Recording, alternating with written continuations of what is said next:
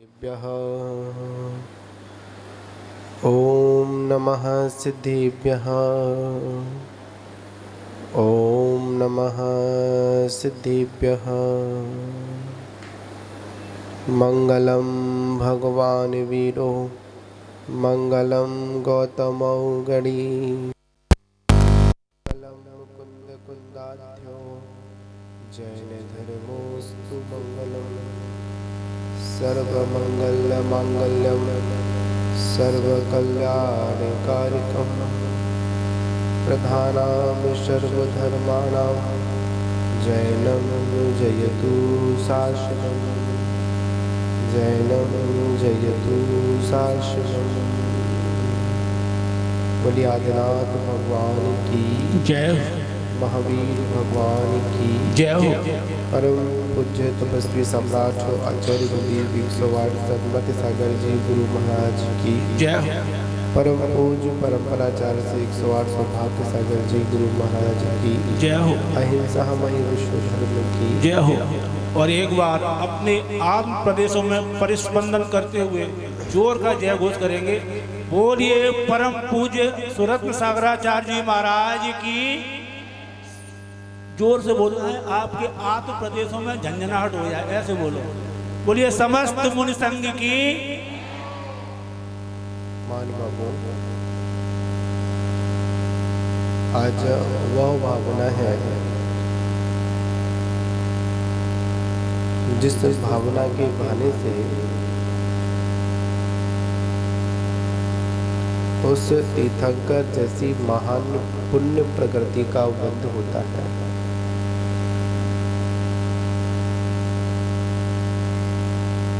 और ये जीव जब तीर्थंकर जैसी महान पुण्य प्रकृति का जब बंध करता है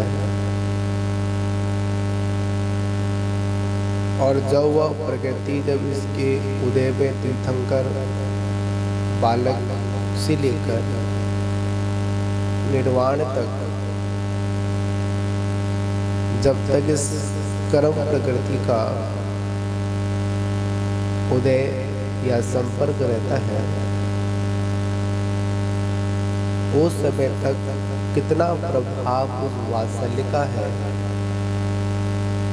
कि उनके शरीर में जो रक्त होता है वह रक्त लाल ना होकर श्वेत वर्ण का होता है। ये सब किसका प्रभाव? मात्र एक वात्सल्य का प्रभाव।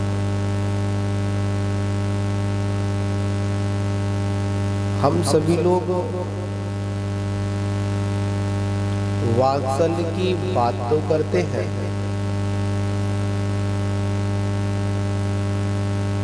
क्या हमारे जीवन में वात्सल्य हो पाता है? आचार्य कहते हैं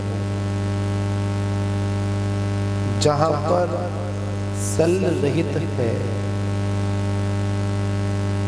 वही वात्सल्य है। जहां पर कोई कांक्षा महत्वाकांक्षा नहीं है वहीं पर वात्सल्य है। वात्सल्य का धनी वही हो सकता है कि जो समस्त प्राणियों को एक दृष्टि से देखता है।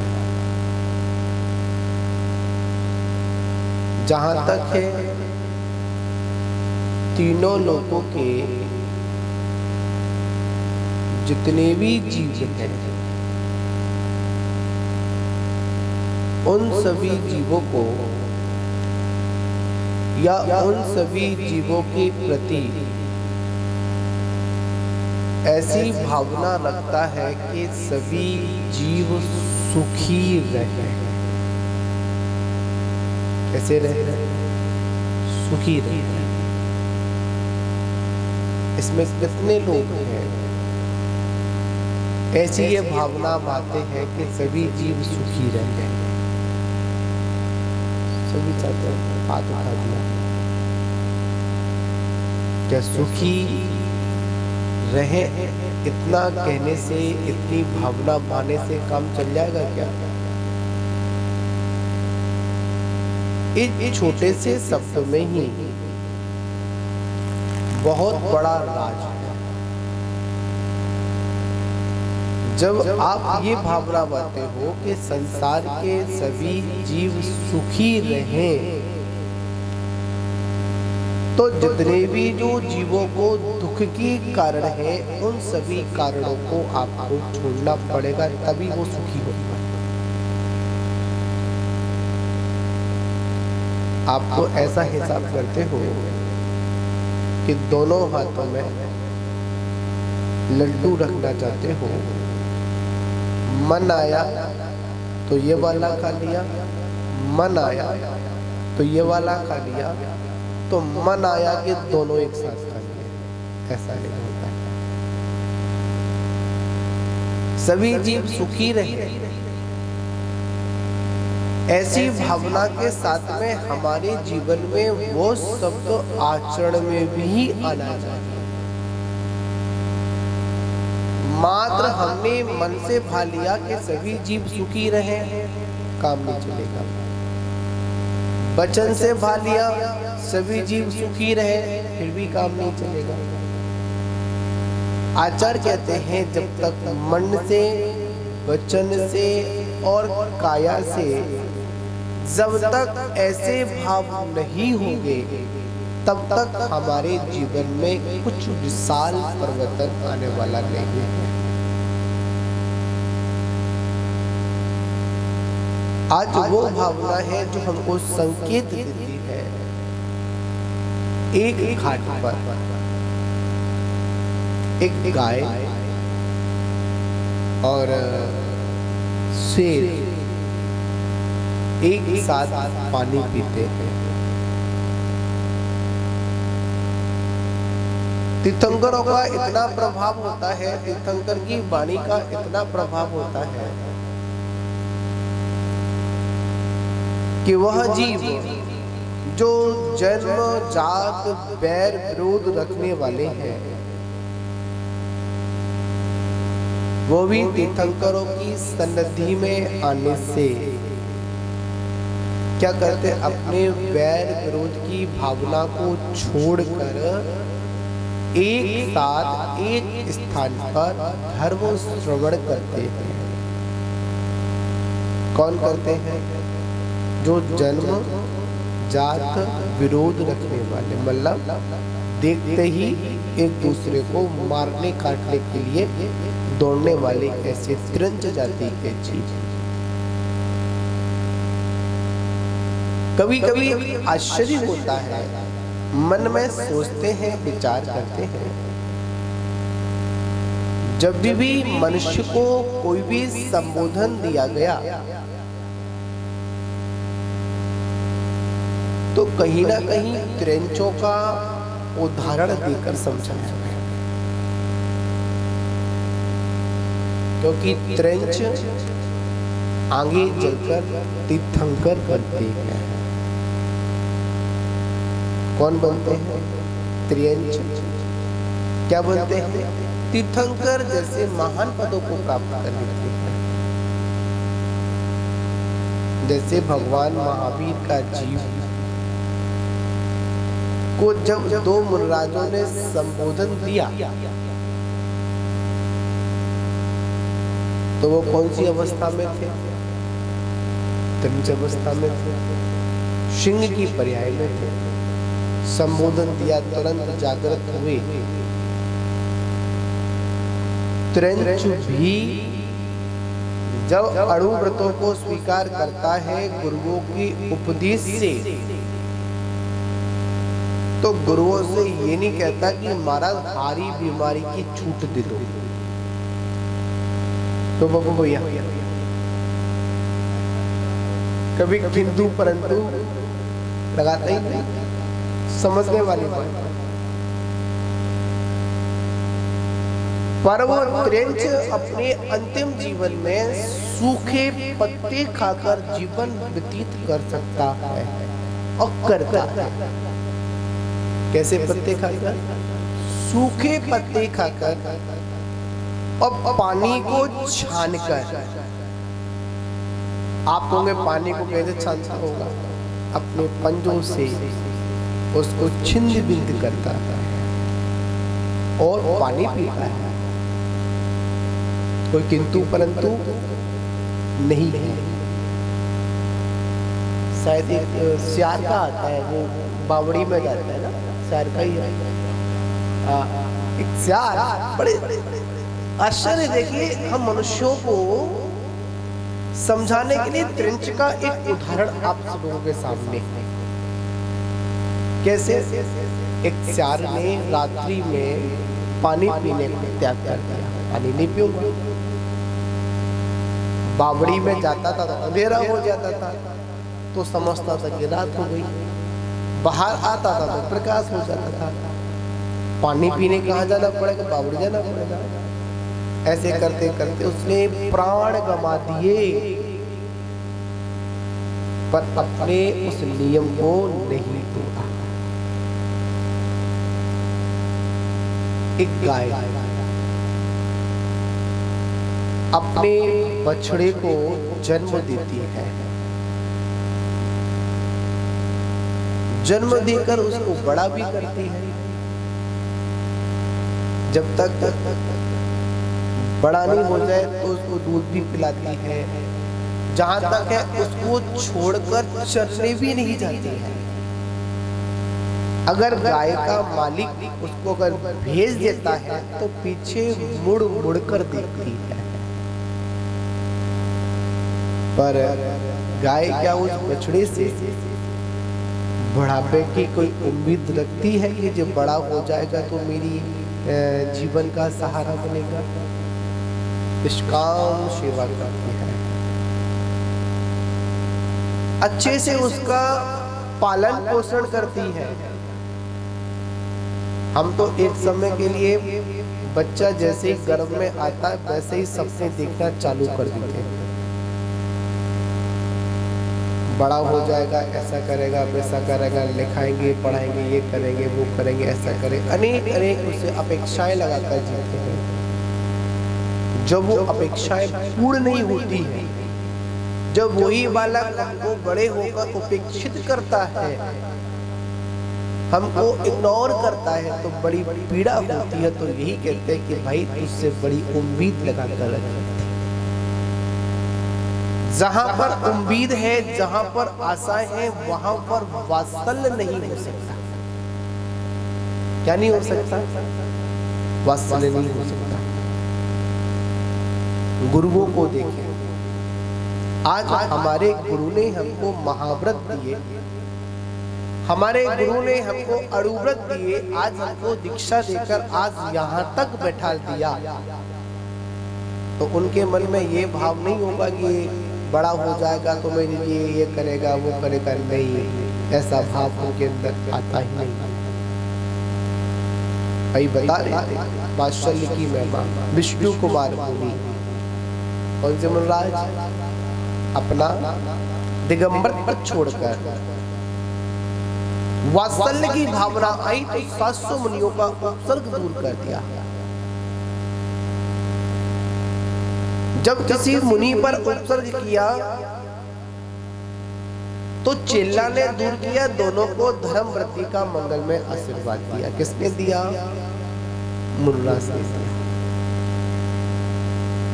मुनिराज ने नहीं, तो मुनिराज के अंदर जो वात्सल्य गुण है उसने दिया। ऐसी भावना किसके अंदर आती है? जीव दया की भावना किसके अंदर आती है? करुणा की भावना किसके अंदर आती है? उन्हीं के अंदर आती है कि जिनके अंदर कूट कूट का वात्सल्य भरा होता है। पर हम लोग क्या करते हैं? जिन परमात्मा के सानिध्य में बैठने से जन्म से मतलब जन्म से विरोध रखने वाले जीव शांत हो जाते हैं, अपने बैर विरोध की भावनाओं को भूल जाते हैं, पर हम लोग देव शास्त्र गुरु के निमित्त से जाने कितने अपने बैर विरोध को बढ़ा देते हैं। क्या बढ़ा लेते? महाराज तो इनको ही बुलाते हैं, हमको तो बुलाते ही नहीं। तो जी क्या बोलते हैं? बोलो, महाराज तो इनके हैं, हमें तो उठा के देखते ही नहीं। मैं आपको बड़ी मार्मिक बात बताऊं, ज्यादा समय बहुत हो जाता है आप लोगों के लिए। वात्सल रत्नाकर आचार्य गुरुदेव विमल सागर जी महाराज का एक उदाहरण है, बड़ा मार्मिक उदाहरण है, जहां मुझे मौका मिलता सुनाता हूँ, महान पुरुषों के जीवन चरित्र को बताता हूँ।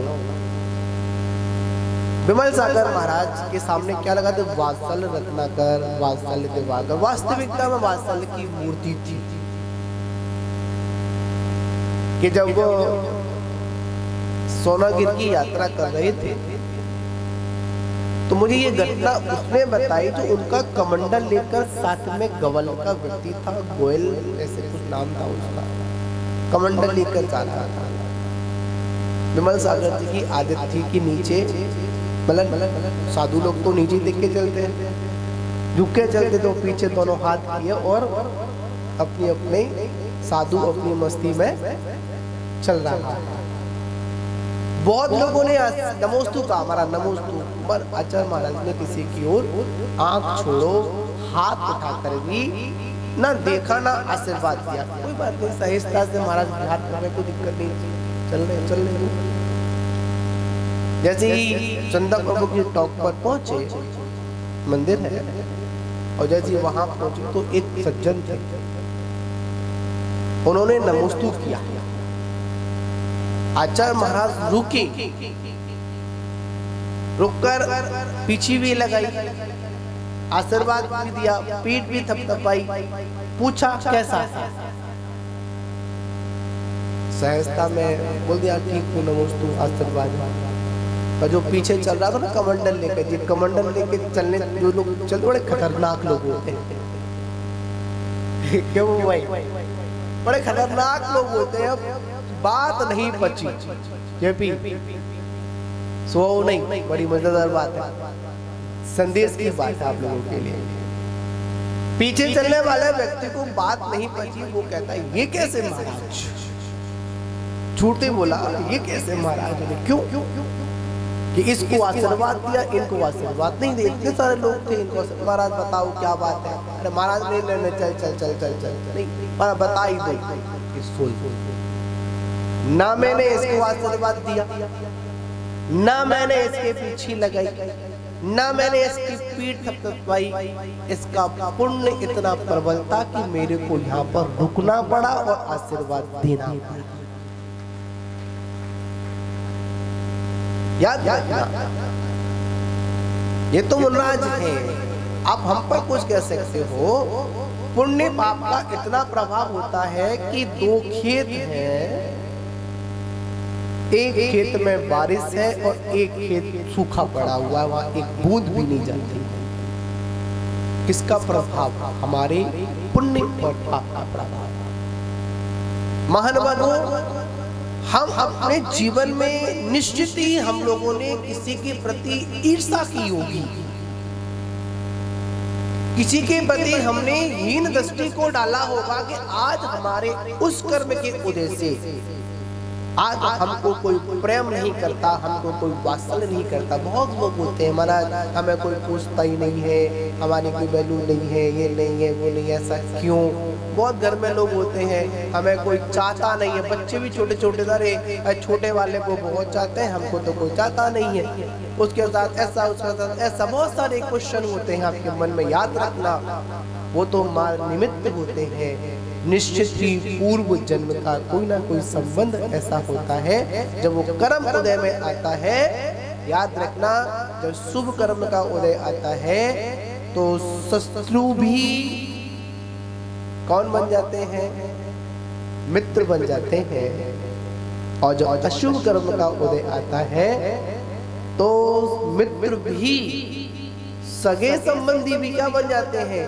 हमारे दुश्मन बन जाते। ऐसा आपके साथ में जीवन में ऐसे साक्षात प्रमाण हैं जिनको हम देखें तो पता चल जाता है कि वास्तविकता में निश्चित हमारा ही दोष है, कि दूसरे का दोष नहीं है। तो आचार्य कहते हैं वात्सल्य दो, प्रेम करो लोगों से, जीवों के प्रति करुणा का भाव रखो, तो निश्चित है आपका जीवन भी करुणामय होगा। ऐसा भी एक उदाहरण आता है, एक मछुआरे ने एक मछली को मछुआरे ने गुरु से नियम लिया था कि जो मछली एक पहले फंसेगी उसको मैं छोड़ दूंगा। परीक्षा तो होती है, स्वाभाविक बात है। एक समय आ गया, वही मछली आई, वही मछली संयोग से सुबह से लेकर शाम तक वही मछली आती रही, उसको ही छोड़ता रहा। आगे चलकर शायद वो अभय कुमार का जीव, किसका जीव? अभय कुमार का जीव। उसको बड़ी सोचने वाली बात हम व्यवहारिक जीवन में कहते हैं, चींटी को मारोगे चींटी बनोगे, चींटी तुम्हें मारेगी वो तुमको मारेगी, ऐसे चलता रहे।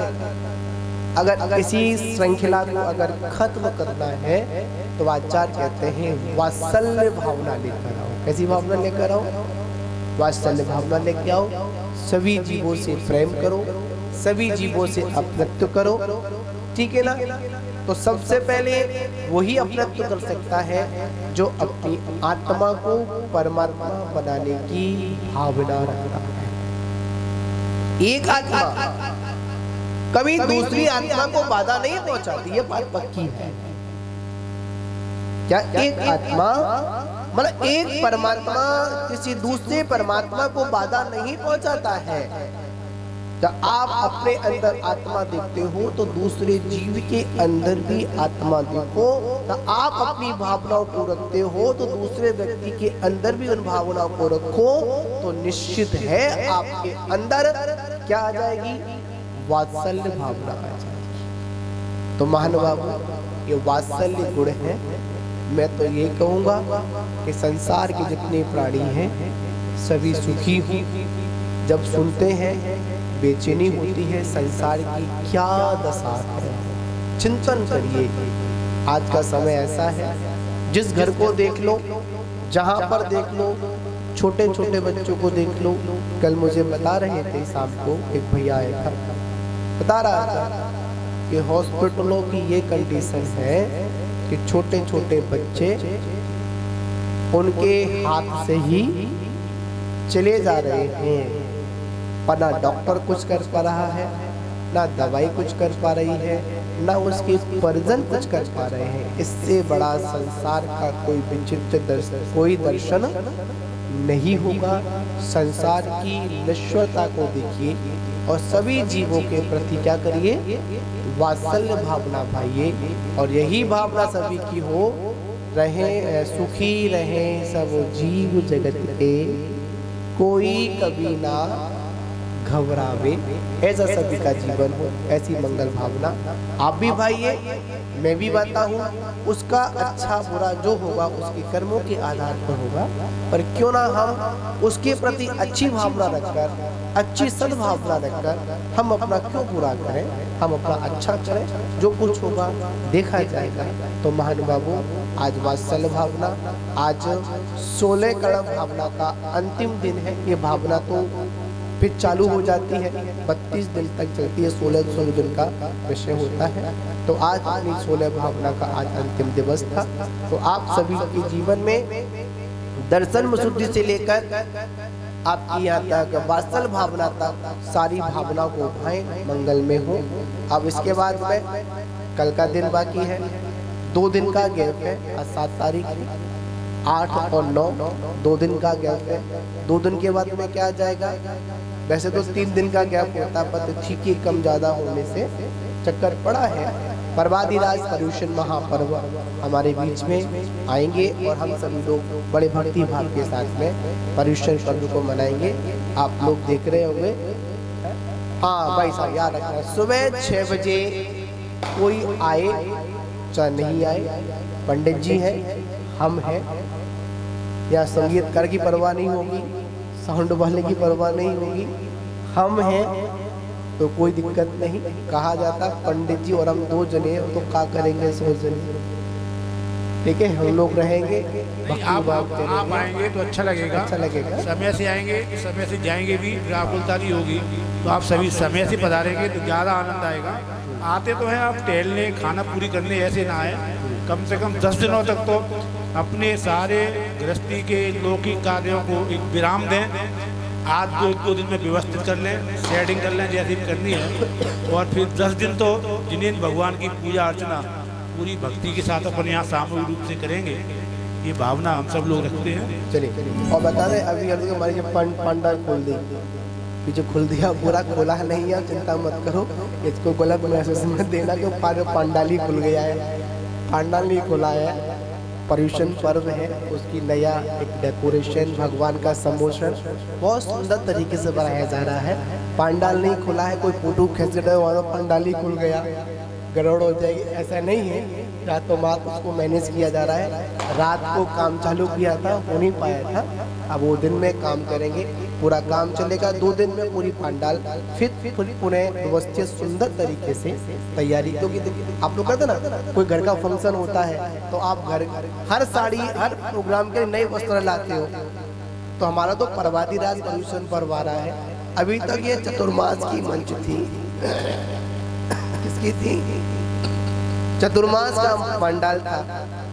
अब ये चतुर्मास का नहीं, पर्वाधिराज पर्युषण पर्व का पंडाल होगा, तो एक अलग ही हटकर यहाँ व्यवस्था होगी, अलग ही नज़ारा हम लोग इस पंडाल का बनाने का हमारी कमेटी के लोग लगे हुए हैं। बहुत अच्छी तरीके से ये पूरा कार्यक्रम संपन्न होगा।